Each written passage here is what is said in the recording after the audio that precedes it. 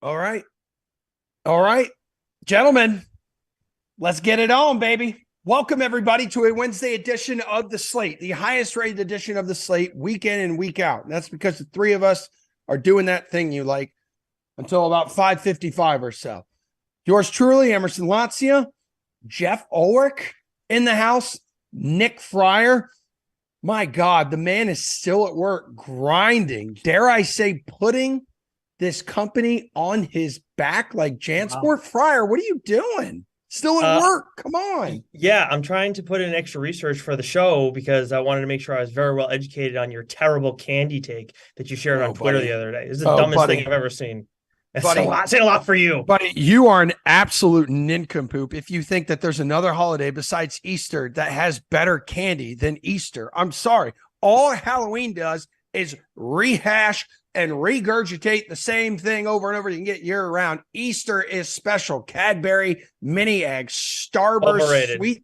sweet tarts, jelly beans, Reese's eggs, sweet tart jelly beans, bro. Okay, and then Reese's eggs, which are the best shape of all the eggs because of the ratio of peanut butter to chocolate.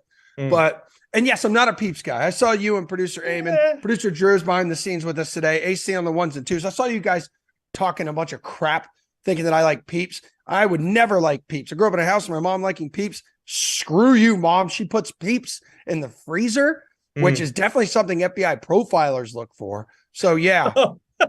Yeah, I've never heard that before though. But I took you for a Pepsi Peeps guy because that's the whole new thing now, right? I thought that's what I thought was your big thing.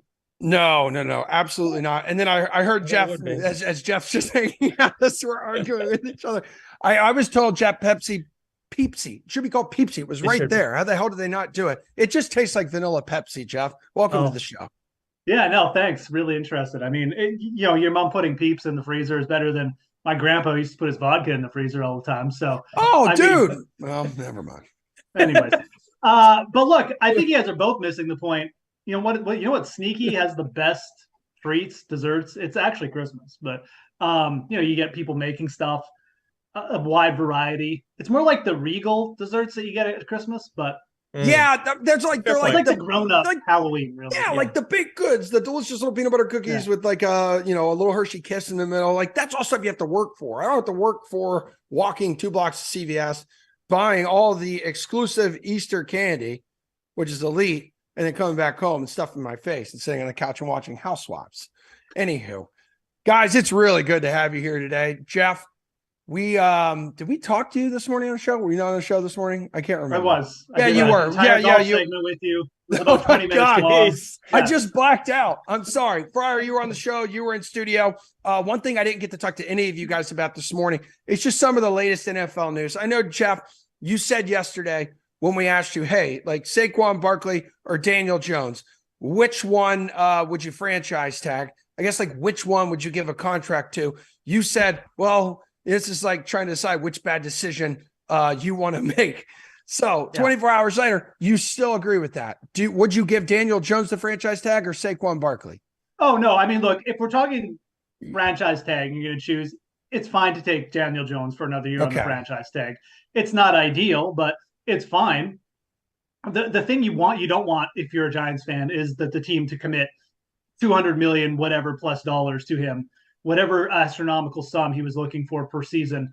That's what you want to avoid. Franchise tag, sure, because the franchise tag gives you a year to explore other options. Maybe you can go in the draft and get a guy like Hendon Hooker, who I think could be the steal coming off an ACL injury. But there's just you've got to give yourselves that flexibility because quarterback, it's not as easy to replace, right? I mean, yes, you can go and get cheap guys in the draft, but are they going to work out right away? You still want to try and be competitive next year. If you get rid of Saquon Barkley, you can still be competitive. You may even be more competitive because you have more salary room. Really? Because that team sucked when Saquon wasn't in there. Like Daniel Jones' numbers just looked awful. I should have given them the producer. The team sucked when Saquon was in there before, though. Like, I mean, you can replace running backs. That's the biggest thing I could say.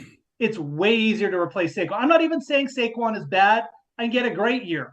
I was the one telling people in preseason, this is probably, if you're ever going to bet the over on Saquon's totals, this is probably the season to do it. But he's also a year older now. You saw a little bit less burst from him last season, and he's coming off a monster year in terms of usage. Never good for running backs. This would be a fantastic spot for the Giants to cut ties. I'm not going to lie. Like, you probably hear this and you're like, oh my God, like how you can't replace Saquon Barkley. Why would you get rid of him now? He's coming off the best season. Running backs, man, they're replaceable. When you pay too much for them, true. Ruin the rest of your team. And just in terms of the ability to build your team. And look, you might have already seen the best from Saquon Barkley. I hate to be the bearer of bad news, but like it's very true. And it could be that we just don't like he just doesn't have another season like that in him. It takes a lot on these guys. So that's what I would do. If I was the Giants, I'd be looking to trade Saquon Barkley right now. Absolutely. I'd be looking to get some draft capital, and then I'd be looking for some cheap quarterbacks to reinvest in as well. I love that take, actually. Finally, a very good hot take from you, but I bring it over to Nick Fryer. Nick Fryer, couldn't you say we maybe have already seen the best out of Daniel Jones? I mean, it took him this long to actually have a decent season here. Yeah, it's a weird spot, but Jeff makes a really good point. And honestly, part of the reason why I like his take so much when it comes to Saquon Barkley, too, is look at what happened to Najee Harris this year. And Jeff was on that from the jump about like his usage, what it looked like early in the season. And Jeff, I know you wanted the under on his rushing prop, I think it was, for the season or something to that degree. I'm assuming that ended up hitting with how his season went, right? For Najee Harris, yeah, I did. Yeah, that was Hold on, don't talk to Jeff right now. He's trying to fix his mic. Well, I'm asking him anything. My bad.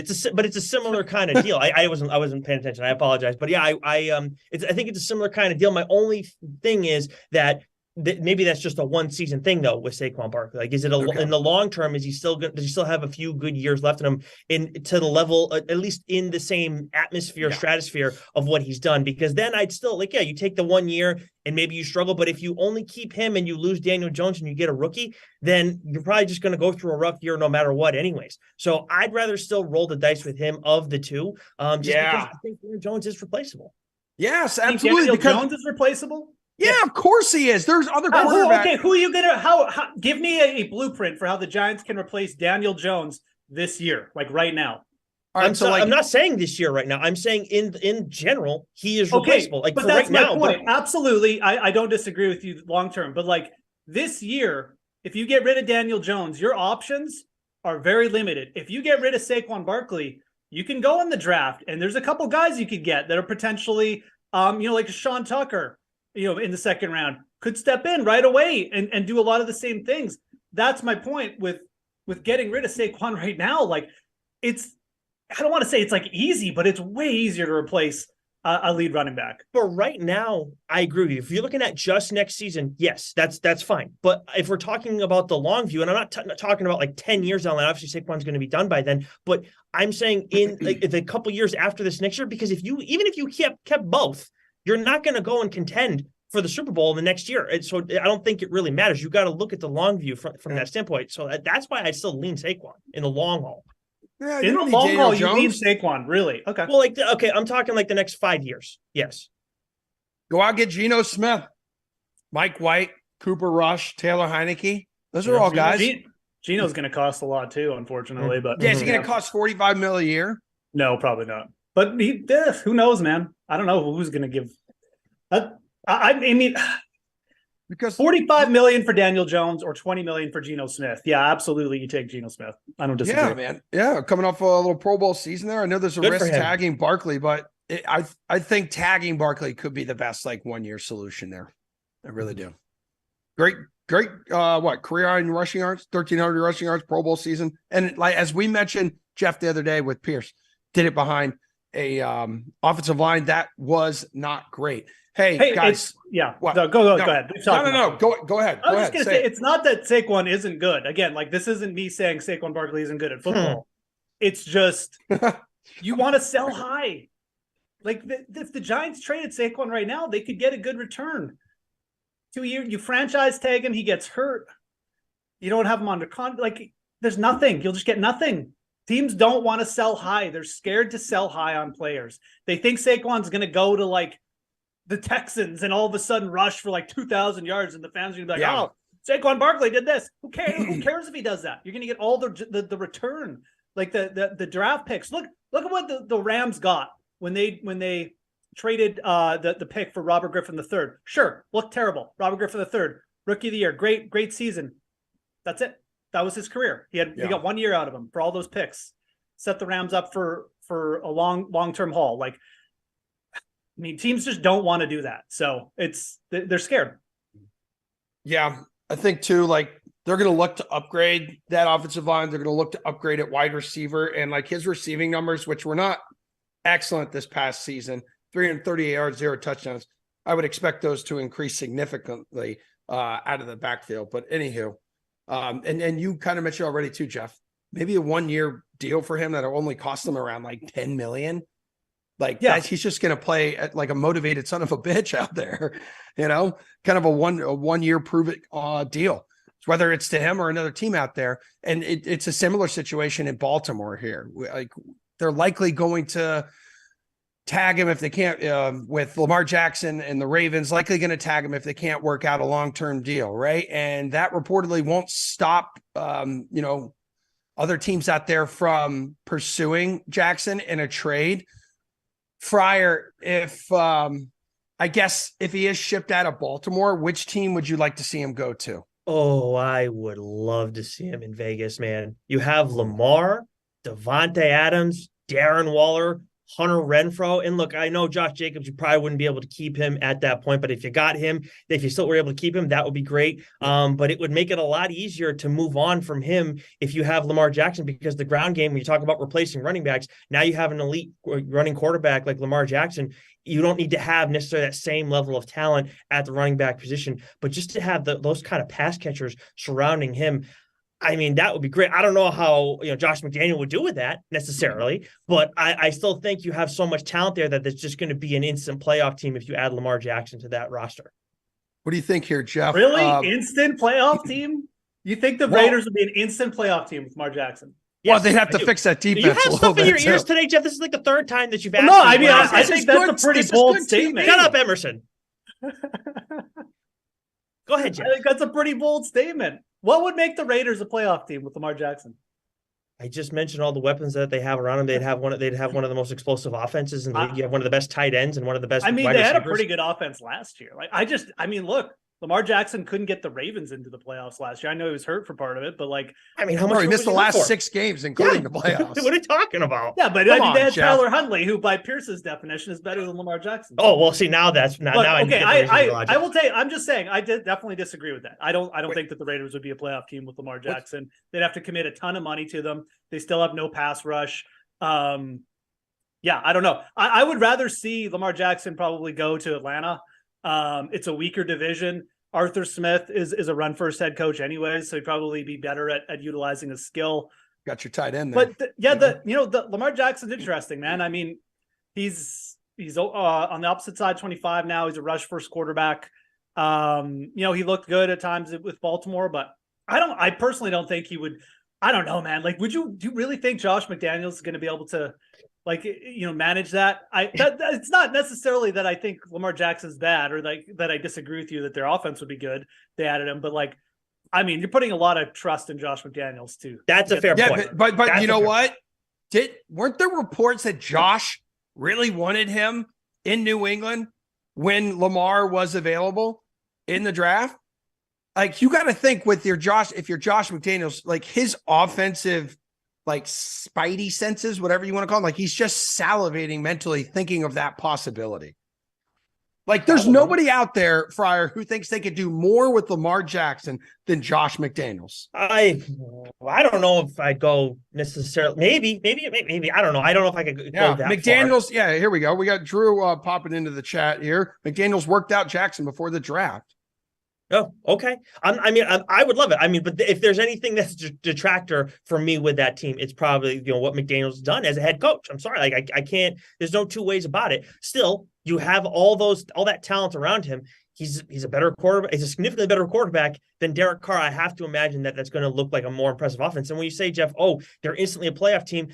First of all, when we talk about the Ravens, you take Lamar Jackson away from the Ravens, they're not going to make the postseason. I know they ended up making it, barely, but they had him for a good portion of the season. So I don't think they're a playoff team at that point. And then the Dolphins were 9-8. So, and they were the last team in. So you're telling me that the Raiders can't go and swing things around? They were 6-11 last year. That adding Lamar Jackson doesn't put them in that conversation right away to be a playoff team? I mean, all teams at the start of the year are like in the conversation, but where do they rank in there? Like there's other things in play. Like their division is, I mean, they have to play the Chiefs twice. Yeah, the Broncos, who are now going to have Sean Payton, and still have a very good defense, regardless of what Russ does. And then the Chargers, that's 6 of their games right there. They're probably going to be underdogs. Even with Lamar Jackson, I think they would be underdogs in all those games, except maybe at home versus the Broncos. Although, again, I think the Broncos have a wide variety of outcomes next year, too. They're starting with Denver again. I think there's too many. Damn it. Shut up.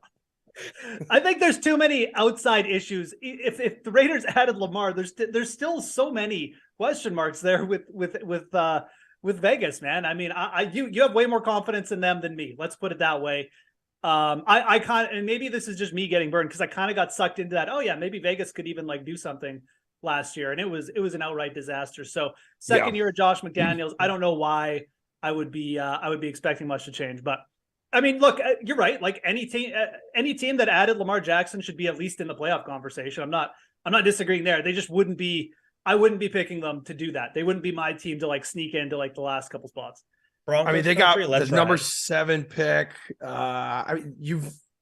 They're going to pick some wide receiver who runs 4.1 at the draft, though. So you can just. I mean, nobody loves big splashy moves, though. Nobody drafts. That's the other. This is the thing. It's the Raiders. I'm sorry, and you could say, oh, this is narrative, Jeff. You're just going off history. Nobody drafts worse than the Vegas Raiders. Absolutely, no team on earth drafts worse than them. And Mark Davis is still. Well, what about have you thought about the Patriots? Well, the Patriots are close second at this point. It's true. The number 7 pick there, Jeff, I mean, that's considerable value. And then just Vegas underperforming as a whole in 2022 could lead to them doing something crazy and drastic like Fryer's idea, which I love. I haven't heard the Raiders really throwing around with Lamar Jackson. I would be more bullish on the Raiders if they went out and addressed some of their D-line issues, if they addressed the secondary. Maybe they'll do it in the draft this year eventually. It's certainly a wait and see. That's why we all love the draft, because we can then start projecting. Maybe these teams won't have as big weaknesses, but the Lamar Jackson thing wouldn't really change my mind about them much. What would change my mind is if they actually started building and maybe made some trades to get more value in the draft, and then tried to build a defense there.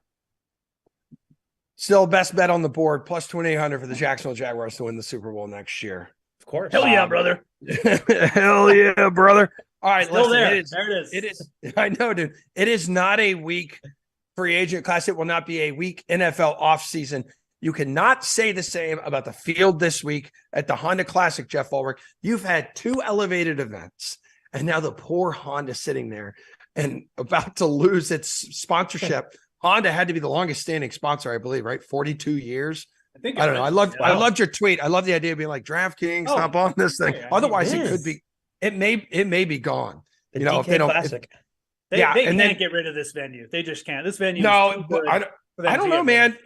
Unless they do something to make it as close to elevated as possible. Because when I was working in West Palm Beach, this was one of the elite events on tour. People would do the whole Florida swing. Tiger Woods was there because all these guys live 5 miles from the freaking course. But then they shifted the schedule around. Once the players was thrown back into March, it just everyone's schedules changed. But from a betting perspective here, Jeff, the good news about a weaker field is that we don't really have to worry about beating these unstoppable forces like the John Rahms and Scotty Schefflers of the world right now. And in fact, I think this is a good opportunity to find some long shot opportunities here. So with that said, I don't know how deep you want to go down the board here, Jeff, but yeah, I mean, your favorite. Should we start at the bottom this week? I mean, there's guys down here. I mean, there are some dudes down here that, I mean, it's we're gonna get to our Fade Fryer segment early because I believe he has not one but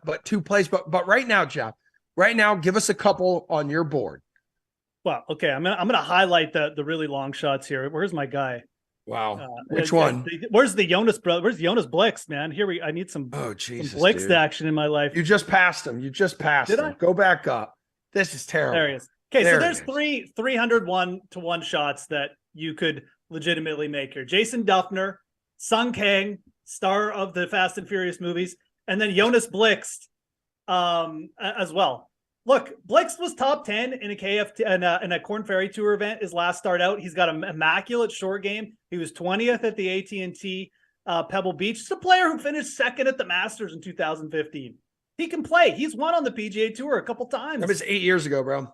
I know, but I'm, like, legitimately, look at the winners of this here, pal. Matt Jones. I mean, come on. Sepp Straka was 100-1 last year. Like, these things can happen. Thank you, producer Drew. These people forget. I gotta remind them. Look, that was AC. I was AC on the 1s and 2s. Now you're mixing up the Andrews, which, by the way, and this Andrew, AC, his mom does prefer that you call him Andrew because that is his actual name. His mom gets legit pissed if you call him Drew, but you can call Andrew Johnson. You can call just got the him job Drew. title mixed up. Then I didn't get the person mixed up. Okay, yeah, right. But my point is, I think these are the type of guys. If you want to take a long shot, Duffner. Again, he's played PGA National a ton. Yeah. He gained over 4 strokes on approach in Phoenix. Sung Kang is a dude who's made a cut recently. This guy's probably going to win. No, but really low investment. And also, look at these guys in the top 20 market. Like, you bet a couple of them, you're going to get really long odds. You hit one, you can go 5x, 6x this week. So Jeff, like you are still in a way looking first for players, maybe carrying form from the past 2 weeks, because with a weaker field here, like that can easily elevate them to the top. I like your strategy here. I really do. I think when you go lower down in the odds, looking for guys who maybe showed a little bit of form, like I mentioned, Blixt was top 10 his last start. Duffner was good in Phoenix. Sung Kang finally made a cut. That's important. But it's funny when you get further up, I think recent form actually becomes less important. What you want to do is look for players whose odds may have drifted. A guy like Cam Davis or Christian Bezuidenhout, they haven't played that great, but Bezuidenhout was like 11th 3 starts ago. He's been fine, and now his odds are plus 4,500 in a really weak field. Like Bezuidenhout versus, say, Denny McCarthy. There's really not much difference here. You're just getting way big odds on Christian Bezuidenhout. So there's opportunity out here. There's other players like probably my favorite bet, just in terms of odds right now, would be Aaron Rai. I mentioned this morning in the segment that you forgot we did.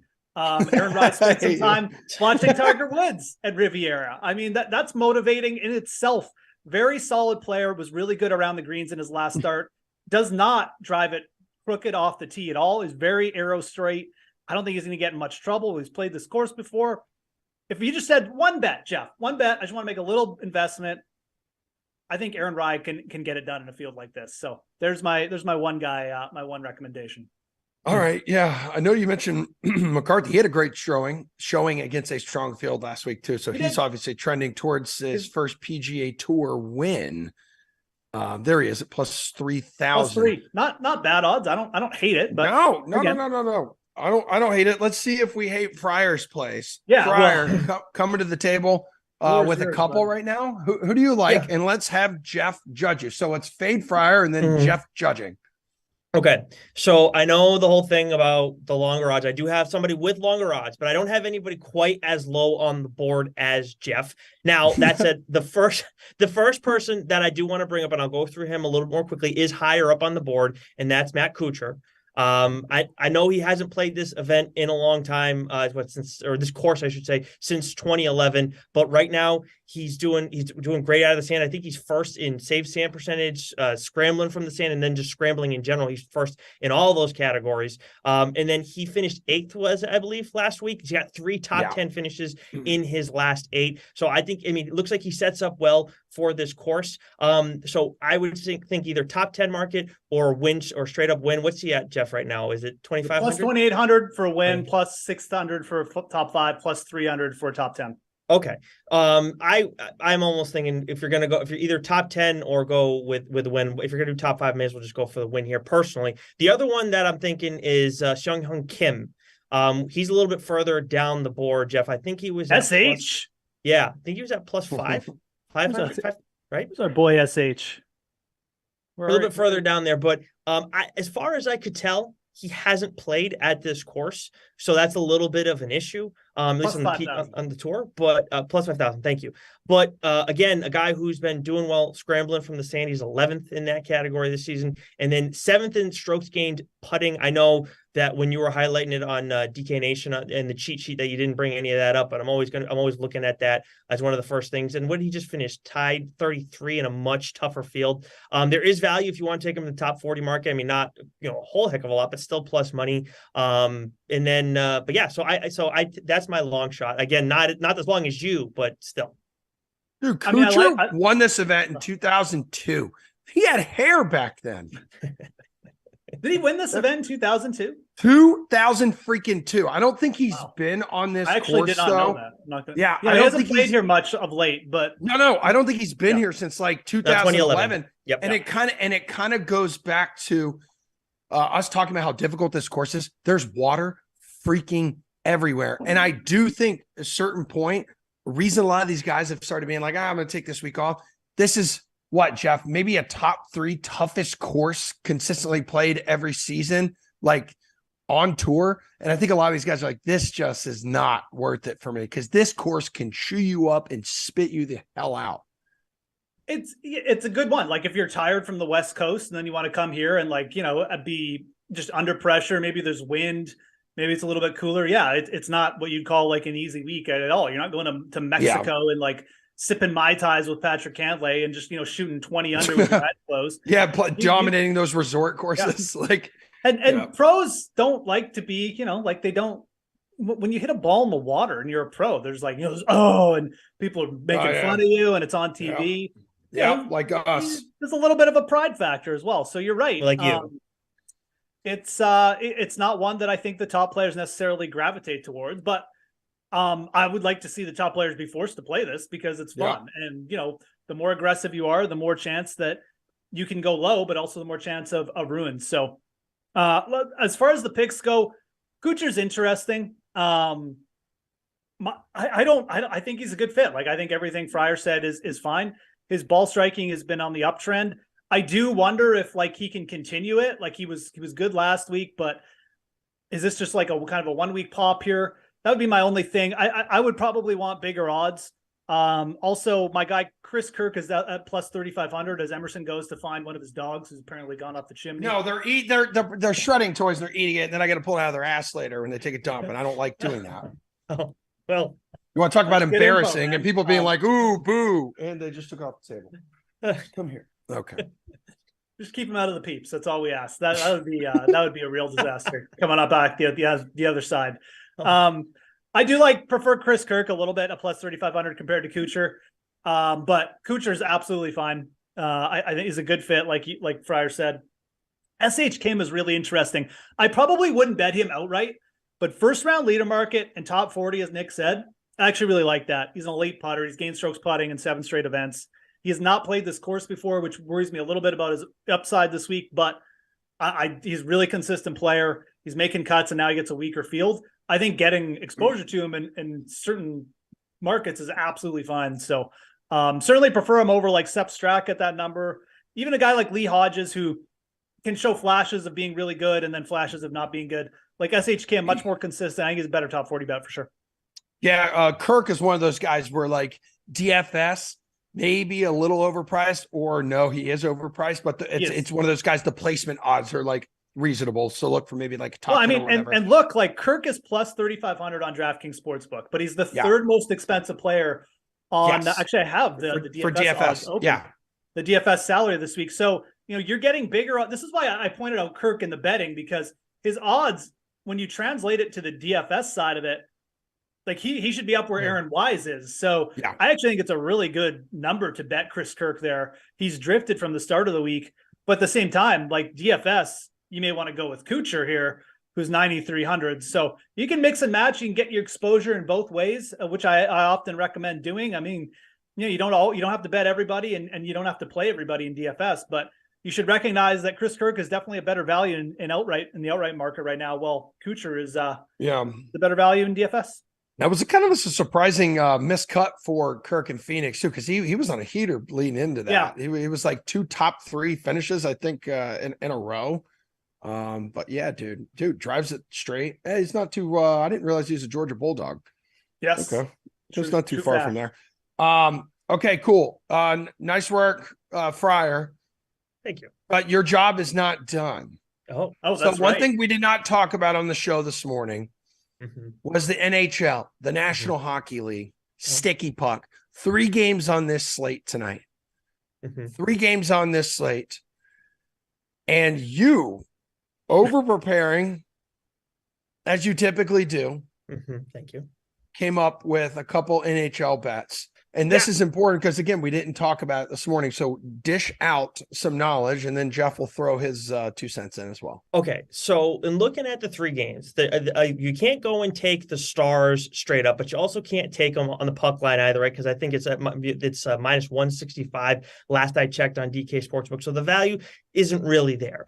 So I was trying to figure out ways that I can get creative with this, maybe try and get a little bit more value here. And the highest one in terms of odds that I came up with the same game parlay for the Stars is Stars on the puck line, and then over 6.5 goals. That brings that same game parlay to plus 235. Now, if you want to be a little more conservative and get right around even money, you could go Stars straight up and then over 5.5 goals. That's plus 105 still. So if you want to be a little bit more conservative, I don't blame anyone for doing that. Generally speaking, that's kind of where I lean. The Stars are in a bit of a slump right now, and the Blackhawks are definitely a slump buster. The Stars have lost 4 straight, but they're well rested, and the Blackhawks are on the second leg of a back-to-back. And I know I talk about it all the time with NBA, but with the Blackhawks, they're 0-9 this season on the second leg of a back-to-back, and they've lost by 2 or more goals in 6 of those 9 games. Now, where things get a little bit trickier is with the total. 7+ goals have been scored in 4 of those 9 games, and 5 goals have been scored twice. So that's where things probably get a little bit riskier. If you want to just take the Stars on the puck line and then take the total at over 5.5, it's plus 145. But there's quite a few different options there when you're talking about puck line in the total. But I'm curious, Jeff, if you will give me the stamp of approval for the Stars. Jeff, man. No, I mean, look, it kind of has me sold. The looking up the back-to-back was an elite research, by Nick. That's one thing that, especially in hockey, it's good to know and understand. The win probability always goes down for teams on back-to-back just over the course of time. So I couldn't make the same game parlay you were talking about, but you can find it under game parlays. Dallas Stars just to win straight up, and then over 5.5 goals minus 105. So that's something to consider if you want to take Nick's advice. I think it's fine. I think you could also just look to the alt line and just look to take the Stars at minus 2.5. It sounds big, but like what we see at this time of the year is there's so much. Like the parity in the NHL is gone. Like teams have given up. Teams are trading players. Dallas is in a spot here with the Blackhawks, obviously not in a bad rest spot. I think that's fine too, to be honest. So a lot of different ways you can play it. You got to look for creative ways to play the favorites in the NHL this time of year. Dude, 3 games, but 3 opportunities to get the bag. What about in the NBA, Fryer? As we're wrapping up the show here, we got a couple minutes to go. We discussed it a little bit this morning. I do remember you being on the show. It was unforgettable. You were in studio, but we did a second half preview. And again, why are we going to the second half? Teams are through like 75% of the schedule. Move the All-Star game up. Anywho, win total on the DK Sportsbook right now. There is currently a playoff team, middle of the pack in the Eastern Conference that you're like, actually take under on the win total right now, and you don't expect much from them coming down the stretch. Which team was that, and why are you going under? That is the 5th seed in the Eastern Conference, and that is the Brooklyn Nets, under 46.5 wins. Last I checked, it was at minus 120. They're at 34 wins right now with 24 games left on the schedule. So to get over the number, they got to win 13 of their last 24 games, so 13-11. I like the under here because right away when we're talking about win totals, especially as we get later on in the season, we have a better idea of who it is they're playing, the quality of team. 7th toughest remaining schedule left in the season right now, and you just took away their 2 stars. And look, I love Spencer Dinwiddie, and I like Joe Harris a lot too, and Mikal Bridges is a good player. Maybe they can turn something like into that Brooklyn Nets team they had when Kenny Atkinson was there, and like the fun team that goes and puts up a fight. At least they try to in the postseason. But right now they're still figuring things out. Jock Vaughn's a good coach, but they're still figuring things out. To ask them to go and be 2 games over 500 the rest of the way. 500 I could see, but that's gonna get the under's gonna hit if that happens, and I really expect that to be the case because right when I looked at the best teams that they're facing, I think there's 7 games right away. I'm like, yeah, they're losing all those games. It's like Celtics, Bucks, a few other of the better Eastern Conference teams. So I love that under definitely more than the Cavs over that I gave. I still like the Cavs over quite a bit, but that Nets under is probably my favorite win total bet right now. Damn, 9 of their next 11 games too are away from home. I mean, there you go. That too. Jeez. Yeah, there's a lot going against them right now. Happy to help. Happy to help. Although they did cover 10 of 14 games entering the break. Happy to help. Happy to help. But we're talking wins straight Exactly. That's all I care about. Okay, guys, that is a show. I appreciate everybody here watching, right? Is there Mad next? Or do we keep going? I don't know. All right. No, we gotta go. Yes. We gotta go. No. Yes, we can keep going. Yes. Okay. All right. Here we go. That's it. Are you guys on the show tomorrow morning? Yeah, I have no idea what the hell's happening. No, I'm not. You're not. You're never on Thursdays. Jeff, I know you'll be there because you're an absolute grinder. I've been here all day. What are you talking about? Hey, who knows if Jesse's going to show up or not? I'm talking to like producer Drew, like behind the scenes too. And it's like, hey, she may be here tomorrow. I said, no way, dude. I know what she's doing. She's faking an injury and she's using all this time to unpack in her nice new. Yep. I love her.